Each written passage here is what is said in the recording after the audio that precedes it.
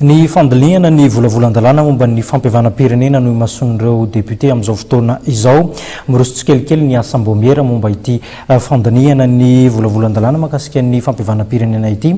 Tsy maintsy dinihana araka ny tokony izany efa izany raha ny fanazavana. Mafana dia mafana ny adievitra ny anivon'ny antenimieram-pirenena mikasika ny asam-baomiera, andinihana ny volavolan-dalàna momba ny fampihavanam-pirenena. Amin'ny mahazava-dehibe an'izany volavolan-dalàna izany dia mailo tokoa ireo depiote amin'ny fandinihana azy araka izao fanehoan-kevitra manaraka izao. Ny adievitra moa zany dia tsara marina fa io resaka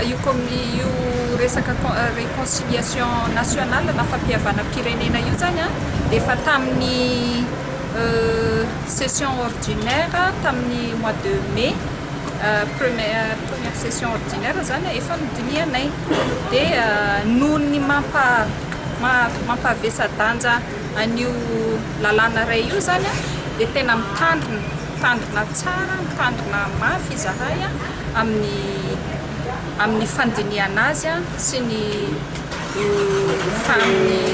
ny ho fampandaninana azy sy ny fandinihana azy indrindra satria zavatra tena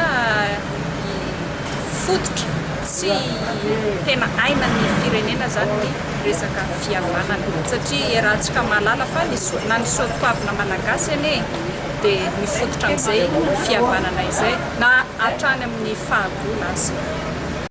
Anisany niteraka resabe teo amin'ireo solombavambahoaka moa ny mikasika ny isan'ireo soloteny ao anivony izany rafitra izany. Fakinjereo tagny amin'ny expert tagny zany dia hoe deux par province. Izahay miteny, izahay député tao fo hoe ny laninay tao zany amin'izay maro anisy dia hoe aleo deux par région.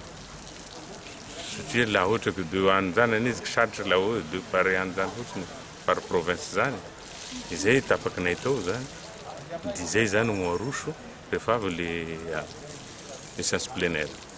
Marina fa anisan'ny andraikitra voalohany sahan'ny komite nasionaly ny fampihavanam-pirenena ny fitarihan'ireo hetsika momba ny fampihavanam-pirenena amin'ny ankabehany, fametrahana rivotra politika milamina mba tsy hiverena ny korontana ary ny fanolorana soso-kevitra mifandraika amin'ireo.